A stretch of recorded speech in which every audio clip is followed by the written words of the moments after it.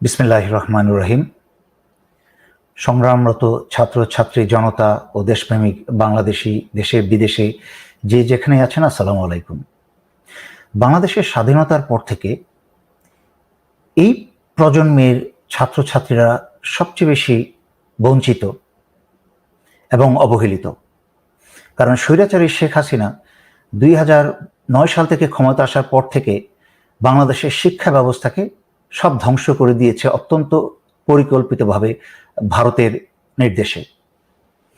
কারণ যেই জাতির শিক্ষা ব্যবস্থা ধ্বংস করে দেওয়া যায় সেই জাতি অটোমেটিক্যালি ধ্বংস হয়ে যায় এবং আর কোনোদিন মাথা তুলে দাঁড়াতে পারে না। কিন্তু আলহামদুলিল্লাহ আমরা যা দেখলাম যে এই প্রজন্মের ছাত্রছাত্রী যে কোনো সময়ের পূর্বের ছাত্রছাত্রীর চেয়েও বেশি সাহসী এবং শক্তিশালী ও দেশপ্রেমিক। মাশাআল্লাহ, চিন্তা করে দেখেন,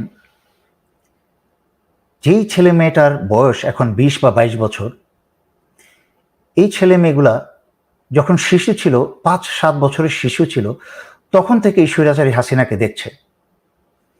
সেই সময় থেকে ওরা যখন আস্তে আস্তে বড় হয়েছে, আস্তে আস্তে সমাজের নোংরা অংশগুলো আস্তে আস্তে কিছু দেখতে পেরেছে এবং বুঝতে পেরেছে।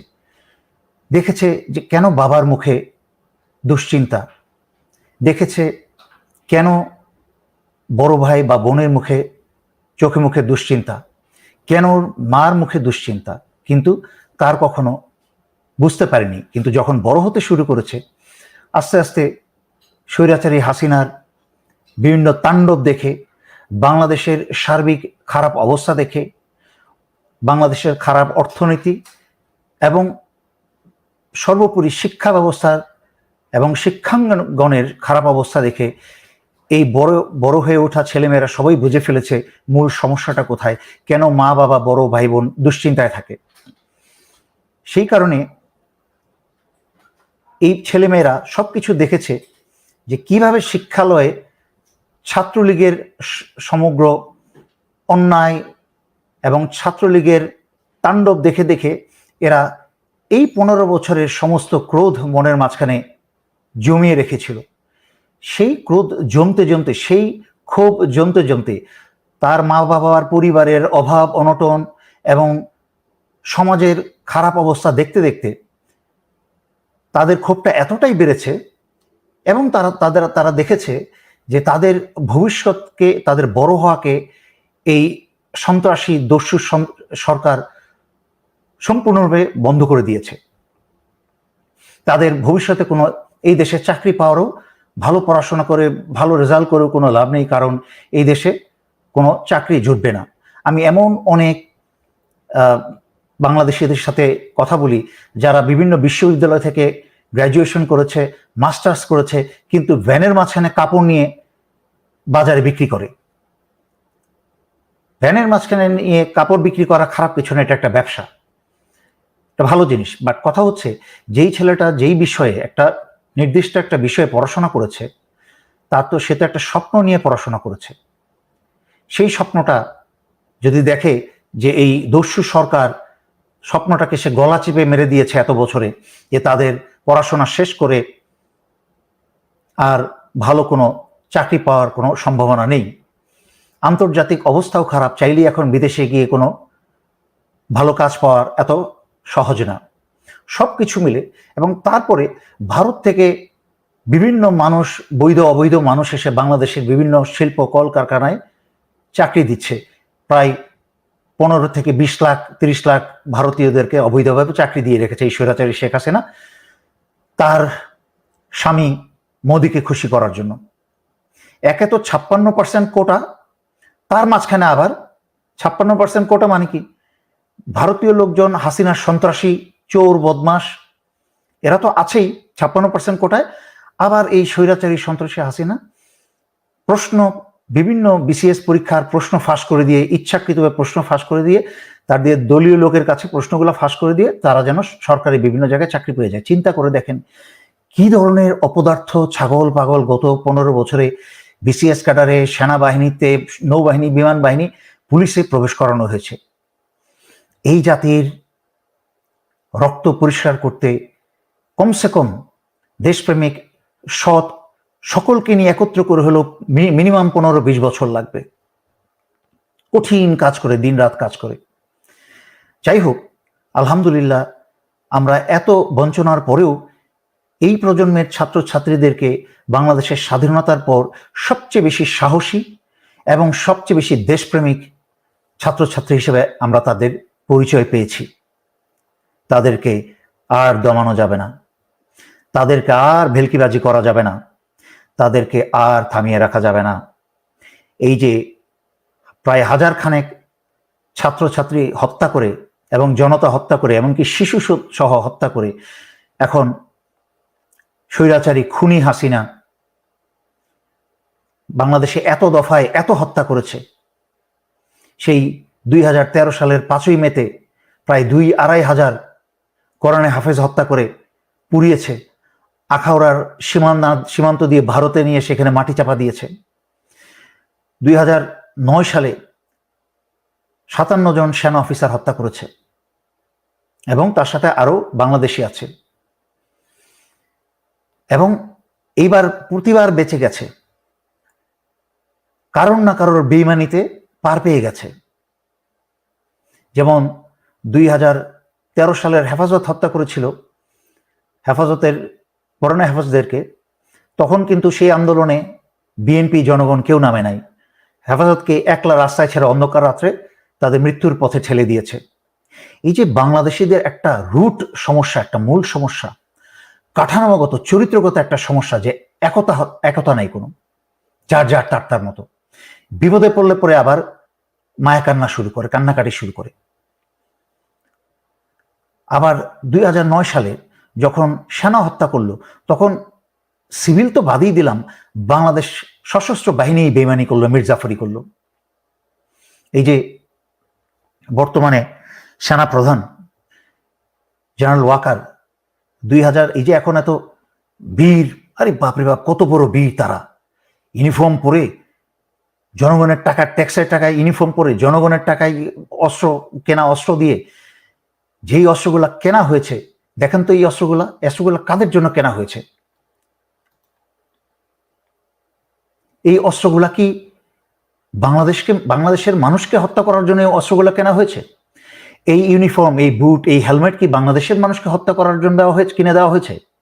এই প্রশিক্ষণ, এই যে শত শত কোটি টাকার বেতন, এই যে হাজার হাজার কোটি টাকার বাজেট এক এক বাহিনীর জন্য, এইগুলা কি বাংলাদেশের জনগণ, ছাত্র ছাত্রী, শিশু হত্যা করার জন্য দেওয়া হয়েছে?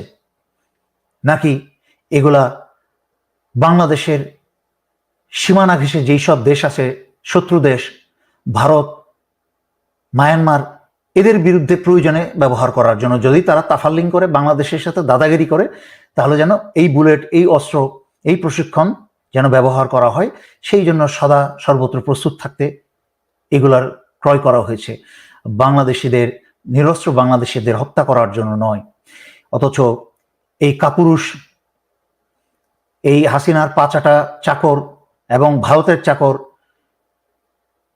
এই সেনাপ্রধান জেনারেল ওয়াকার এবং তার বেশ কিছু সিনিয়র অফিসাররা, ঘুষখোর হারামখোর অফিসাররা, তারা জনগণের বিরুদ্ধে, নিরস্ত্র জনগণের বিরুদ্ধে, এবং ছাত্রছাত্রী বাচ্চাদের, তাদের বাচ্চাদের বয়স কিন্তু এখন তাই। এই যে আমার ব্যাচমেট আছে, আমার কোর্সমেট আছে এখন লেফটেন্যান্ট জেনারেল, এবং আমার বাকি যারা কোর্সমেট, তাদের সবার বাচ্চার বয়স কিন্তু এই যে ছাত্রছাত্রীর 20 বছর 22 বছরের মতো বয়স। তাদেরকে একবারও বুক কাঁপলো না? একে তো নিজের দেশের জনগণ, তারপর আবার নিজের সন্তানের বয়সের, তার ছেলের এবং তার মেয়ের বয়সের, ওই একই বিশ্ববিদ্যালয়ে তার সন্তানগুলো যেই বিশ্ববিদ্যালয়ে পড়ে, সেই বিশ্ববিদ্যালয়ের ছেলে মেয়েকেই কিন্তু গুলি করে হত্যা করেছে। পুলিশ না হয় চরিত্রগতভাবে, জন্মগতভাবে পুলিশের চরিত্র এরকম খারাপ বেশিরভাগের, কিন্তু সেনাবাহিনীর চরিত্র তো এরকম ছিল না। আমরা তো 1991 সালে নির্বাচনে অংশ নিয়েছি, 1996 সালে অস্ত্র উদ্ধারে অংশ নিয়েছি, নির্বাচনে অংশ নিয়েছি, এবং এছাড়াও 1996 সালের সময় বিভিন্ন ধরনের ঝামেলার মধ্যে দিয়ে গেছি। এরকম বহু ইন এইড অফ সিভিল পাওয়ারে আমরা বন্যায়, ঘূর্ণিঝড়ে এবং বিভিন্ন ধরনের সমস্যায় আমরা কিন্তু, আমি ব্যক্তিগতভাবে ইন এইড অফ সিভিল পাওয়ারে আমরা দায়িত্ব পালন করেছি। কই কোনোদিন তো কোনো জনগণের বিরুদ্ধে গুলি তো করা, গুলি তো বা বুলেট চালানো তো দূরের কথা, অস্ত্র তাক পর্যন্ত করি নাই। এই স্বৈরাচারী শেখ হাসিনা যখন লগিবইটার বৈঠক একটা মঞ্চ বানিয়েছিল সচিবালয়ের পাশে, তখন তার কাছেই আমি দাঁড়ানো ছিলাম। তখন আমি 46 ব্রিগেডে 30 বেঙ্গলের। কই আমরা তো দূরে দাঁড়িয়েছিলাম, আমরা তো কারোর দিকে অস্ত্র তাক করি নাই, গুলি করা তো দূরের কথা। এই সশস্ত্র বাহিনীর এই চরিত্র কি করে হলো? এই চরিত্র তো, আমি তো সেই সেনাবাহিনীতে চাকরি করি নাই, এরকম নোংরা জঘন্য চরিত্রহীন সেনাবাহিনীতে তো আমরা চাকরি করি নাই। এখন এই সশস্ত্র বাহিনী, এই সেনাবাহিনী গুলি চালায় নিজের সন্তানদের বুকের উপরে। এই জেনারেল ওয়াকার, আমি আরো আগে কয়েকবার বলেছি, বিডিআরে 2009 সালে যখন তাকে জেনারেল মঈন আদেশ দিল, এখন তো সবাই গণহারে জেনারেল মঈনকে গালিগালাজ করে, জেনারেল মঈনই কিন্তু আদেশ দিয়েছিল বিডিআর, ওনাকে দায়িত্ব দেওয়া হয়েছিল। উনি একটা 46 ব্রিগেডের একটা ইউনিটের সেকেন্ড ইন কমান্ড ছিলেন। আমার যতদূর মনে পড়ে ওনার অধিনায়ক ছুটিতে ছিলেন না, অন্য কোথাও ছিলেন। তখন সেকেন্ড ইন কমান্ড হিসাবে বা উপ অধিনায়ক হিসাবে ওনার উপর দায়িত্ব পড়ে কি বলে রকেট লঞ্চার বসিয়ে বিডিআর একটা গেট উড়িয়ে দিতে, এবং APC armour personal career tank সব রেডি ছিল, ভিতরে ঢুকবে, সেনাবাহিনী ঢুকে পরিস্থিতি নিয়ন্ত্রণে আনবে। তখন কিন্তু এই জেনারেল ওয়াকার, তখন মেজর ওয়াকার, তাকে জেনারেল তারেক সিদ্দিকী ফোন করে বলেছিল অস্ত্র গুটিয়ে নিয়ে বাড়ি ফিরে যেতে। সে কিন্তু অস্ত্র গুটিয়ে বাড়ি ফিরে গেছে।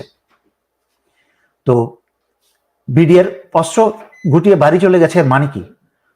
অস্ত্র গুটিয়ে বাড়ি চলে যাওয়ার এর মানে হচ্ছে সে 57 জন অফিসার অথবা তার চেয়েও বেশি অফিসারদেরকে মৃত্যুর মুখে ফেলে দিয়ে, জেনে শুনে মৃত্যুর মুখে ফেলে দিয়ে সে কাপুরুষের মতো পালিয়ে গিয়েছিল। এখন সে নিরস্ত্র ছোট ছোট বাচ্চা ছেলে মেয়েদের বুকে মাথায় গুলি করার আদেশ দেয়।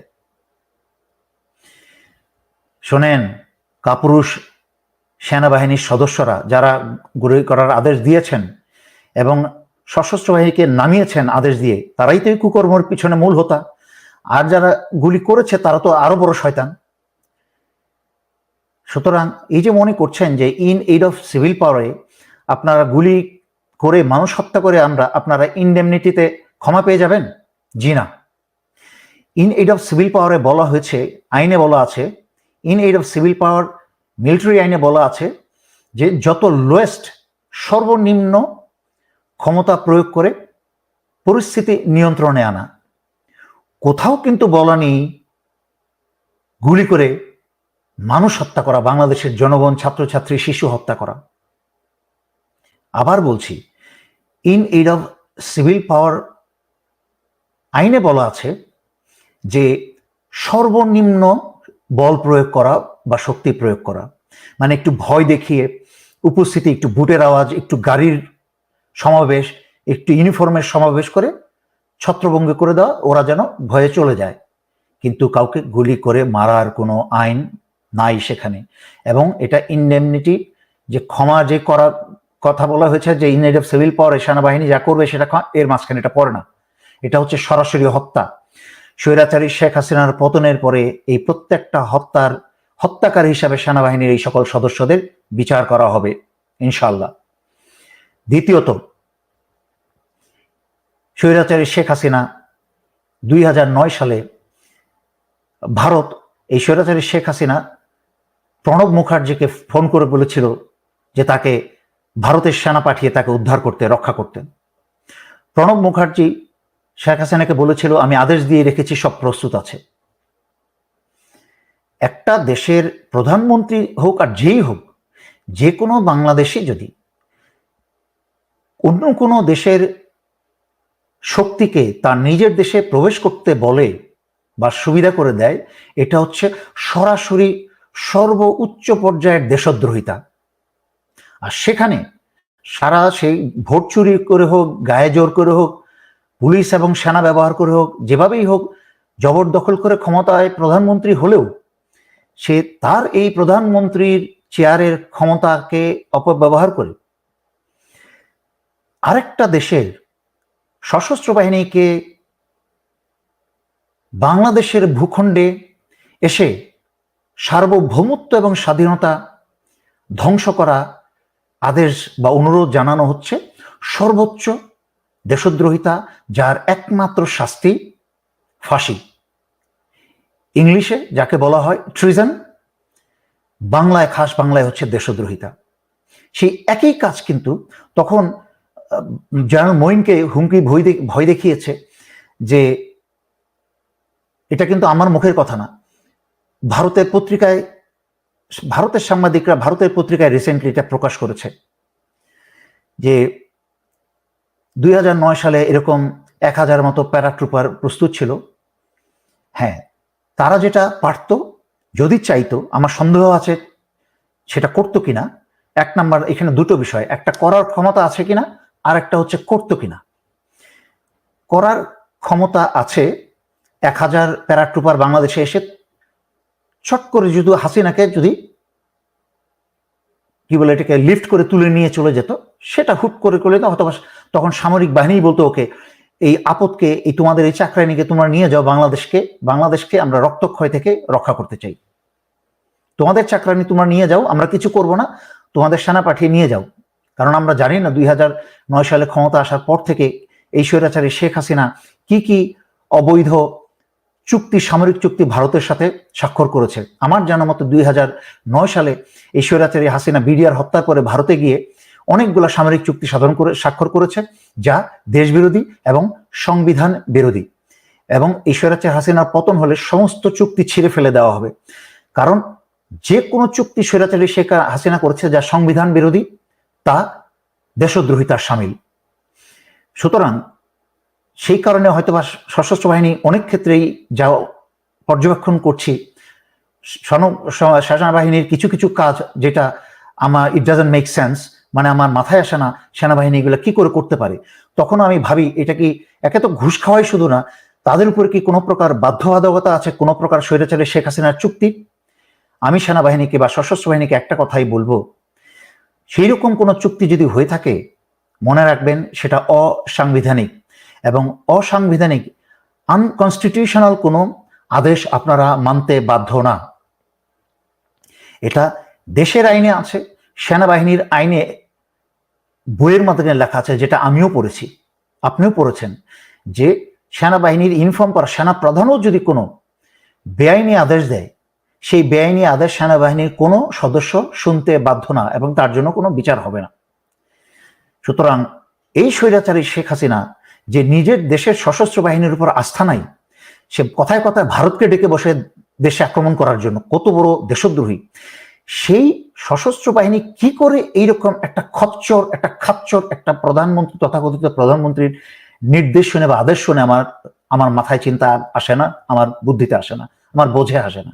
এত কুরুচি কি করে সশস্ত্র বাহিনীর হয়, কবে হয়েছে? হ্যাঁ, গত বছর 15 বছরে তো বহু সেনাবাহিনীতে বহু সদস্য ঢুকিয়েছে, কোনো আইএসএসবির কোনো মান বজায় না রেখে আওয়ামী পরিবার থেকে, ভারতীয় পরিবার থেকে বিভিন্ন অখাদ্য কুখাদ্য নিয়ে এসেছে, যারা এখন জনতার বুকে গুলি চালাচ্ছে। ওই যে বিডিআর এর একজন গুলি চালাচ্ছে, এইগুলো হচ্ছে কোনো ভালো পরিবার থেকে। আমাদের সময় অফিসার নির্বাচন করা হতো ব্যাকগ্রাউন্ড চেক করে, শিক্ষা দীক্ষা এবং সবকিছু সাইকোলজিক্যাল টেস্ট নিয়ে। কিন্তু যে পরিমাণ ছাত্রলীগের সাইকোপ্যাথ এই সশস্ত্র বাহিনীতে এবং পুলিশে ঢুকানো হয়েছে, তারা কখনোই সেই ধরনের সাইকোলজিক্যাল টেস্ট পার পাওয়ার কথা না। যাই হোক, এই বর্তমান এই সশস্ত্র বাহিনীকে বলছি, এখনো সময় আছে, স্বৈরাচারী শেখ হাসিনার আদেশ অমান্য করুন। আপনারা শেখ হাসিনাকে 2009 সালে বাঁচিয়েছেন, নিজস্ব ব্রাদার অফিসারকে মরতে দিয়েছেন, কিন্তু স্বৈরাচারী শেখ হাসিনাকে বাঁচিয়েছেন। যদি কবর থেকে বদদোয়া দেওয়ার ক্ষমতা থাকতো, তাহলে আপনাদেরকে কবর থেকে থুতু দিত এবং বদদোয়া দিত। কিন্তু আল্লাহ তো একমাত্র বিচারক, আল্লাহ দেখেছেন আপনাদের ভূমিকা, কিভাবে নিজের ব্রাদার অফিসারদেরকে আপনারা মরতে দিয়েছেন। এটার অভিশাপ যুগে যুগে চলবে, শেষ হবে না। আর সেই 57 জন অফিসারের স্ত্রী, সন্তান, মা বাবার চোখের পানি এখনো পর্যন্ত আপনাদের জন্য বদদোয়া হয়ে আসে। এই জন্যই এখন আপনারা ভারতের এবং হাসিনার গোলাম হয়ে গেছেন। এই জন্যই ছাত্রলীগ এখন সেনা সদস্যকে, লেফটেন্যান্ট কর্নেলকে, ইউনিফর্ম পরা সৈনিকদেরকে সে ফ্লাইং কিক করে, বুট দিয়ে লাথি মারে, জুতা দিয়ে লাথি মারে। আপনারা এগুলোর যোগ্য। আর অপমান, এতদিন তো জনগণ, আপনি হাসিনা আর ছাত্রলীগ তো আপনাদের গালে দিয়ে থাপ্পড় দিয়েছে, জুতা মেরেছে এবং 57 জন হত্যা করেছে। এতদিন জনগণ কিন্তু আপনাদের পাশে ছিল। এখন জনগণের সাথে বেইমানি করলেন, জনগণের বুকে গুলি চালালেন।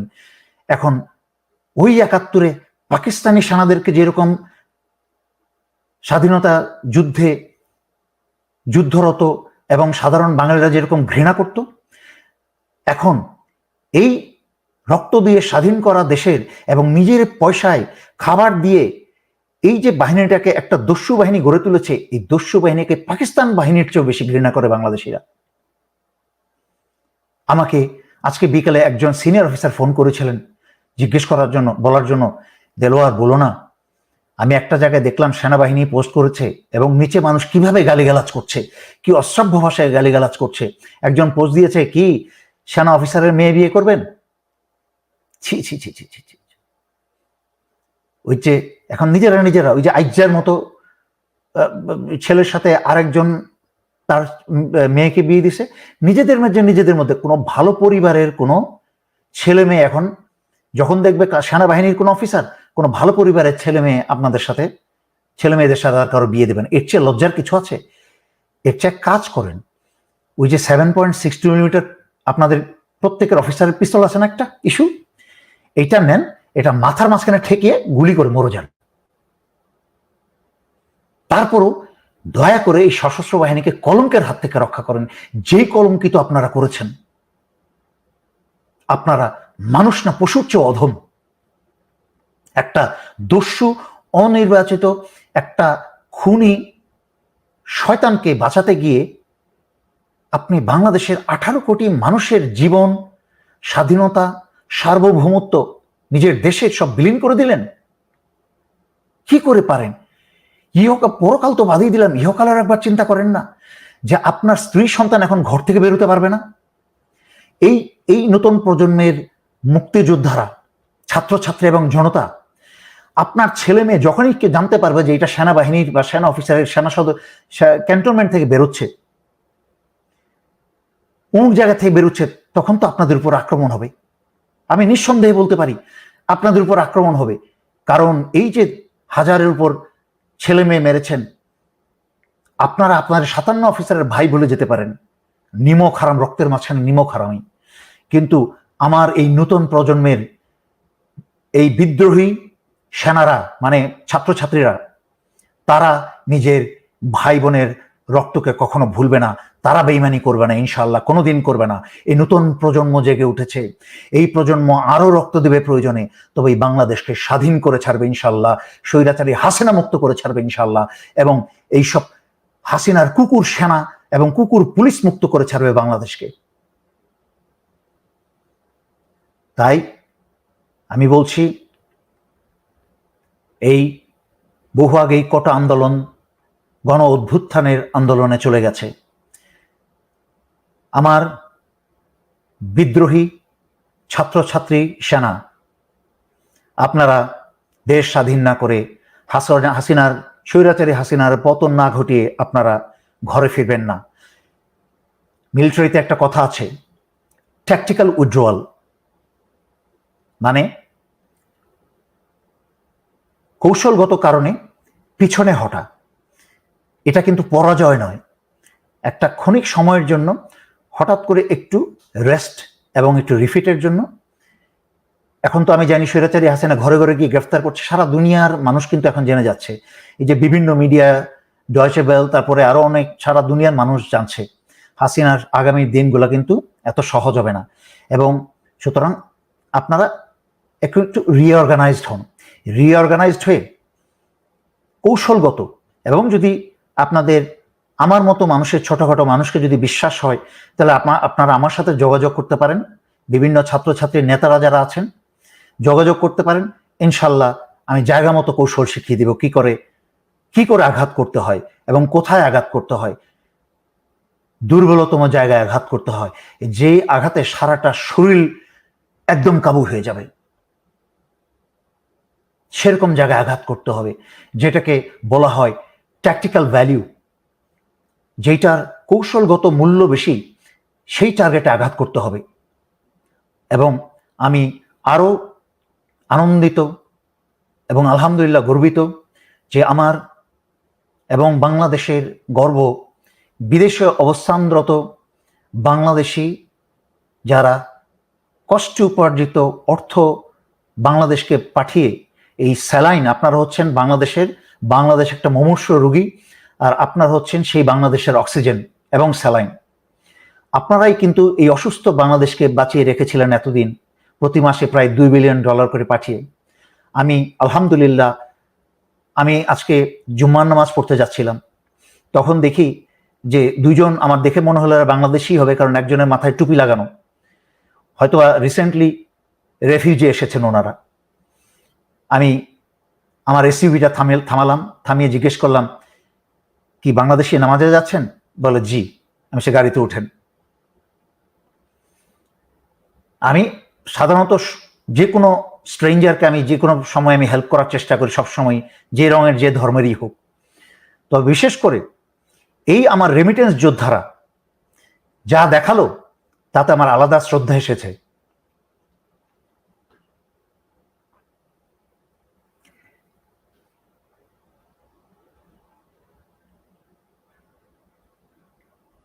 এই রেমিটেন্স যোদ্ধারা যা দেখালো, একসময় এই ছেলে দুটো এখান থেকে অর্থ উপার্জন করে বাংলাদেশে পাঠাবে, তাই শ্রদ্ধা থেকে আমি তাদেরকে গাড়িতে নিলাম। আমার রেমিটেন্স সেনারা, আপনারা আগামী 3 মাস 4 মাস, আমি জানি এটা একটা কঠিন কাজ, কারণ আপনার পরিবারের অর্থ প্রয়োজন আছে, কিন্তু এটা একটা দেশের জন্য একটা বিরাট বড় স্যাক্রিফাইস। কারণ দেশ না বাঁচলে আপনার পরিবার বাঁচবে না, আপনিও থাকবেন, আপনার কোনো পরিচয় থাকবে না, আপনার পরিবারের কোনো অস্তিত্ব থাকবে না। এই সন্ত্রাসী লীগ, এই হাসিনা লীগ যদি, এই পুলিশ লীগ এবং এই সেনা লীগ যদি এবার টিকে যায়, আপনার পরিবার, আপনার এই ছাত্র ছাত্রী বাংলাদেশের সব নিশ্চিহ্ন হয়ে যাবে। এইবার এই হায়না, এই রাক্ষস যদি রক্ষা পেয়ে যায়, তাই আপনার পরিবার আপনার অর্থের অভাবে, আপনার না পাঠানো অর্থের অভাবে যেইটুকু ভুগবে, সাফার করবে, সেটাও দেশের জন্য বিসর্জন। এবং আল্লাহ সেই বিসর্জন দেখছেন এবং দেখবেন, এবং এর ফল ইনশাল্লাহ ইহকালে পরকালে পাবেন। এতগুলা মা বাবার বুক খালি হয়েছে, আপনারা কি একটু ধৈর্য ধরবেন না? অনেক প্রবাসীর ভাই বোন কিন্তু, আত্মীয় কিন্তু মারা গেছেন। এবার কি স্বার্থপর হবেন, শুধুমাত্র নিজেরটা দেখবেন, আমার পরিবারের থেকেও মরে নেই? আল্লাহর হস্তে এবার সারা বাংলাদেশের জন্য একতার সাথে দাঁড়ান।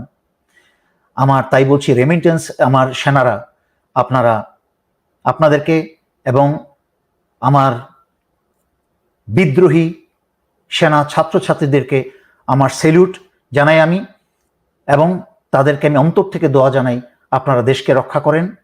কারণ এই সেনাবাহিনীর দেশে আর সেনা রক্ত নাই, এরা দেশদ্রোহী হয়ে গেছে, রাজনীতিবিদরা পচে গেছে, আর বুড়াদুরা জনগণ যারা আছে, যারা অন্যের দিকে তাকিয়ে থাকে অন্য কেউ দেশ রক্ষা করে দেবে, এরা সব নষ্ট হয়ে গেছে, এদেরকে দিয়ে কিছু হবে না।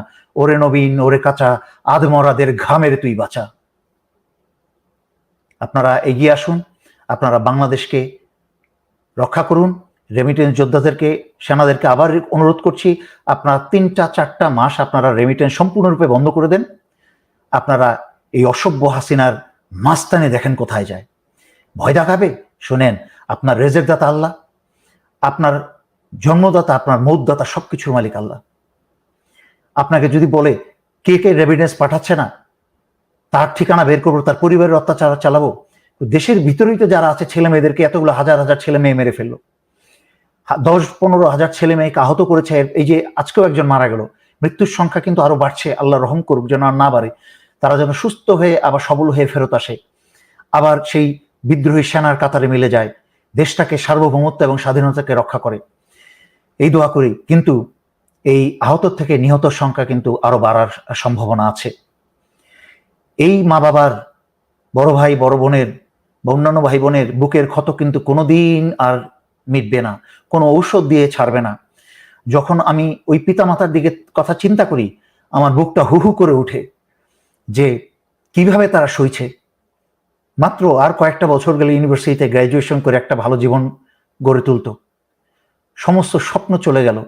ওরা দেশের জন্য শহীদ হলো, এই তাদের এই রক্তকে বৃথা যেতে দিবেন না। হাসিনার সাথে কোনো প্রকার সমঝোতায় যাওয়া মানেই হচ্ছে ওই ছাত্রছাত্রী এবং জনতা যারা এবং শিশু যারা রক্ত দিয়েছে তাদের রক্তের সাথে তামাশা করা এবং বেইমানি করা।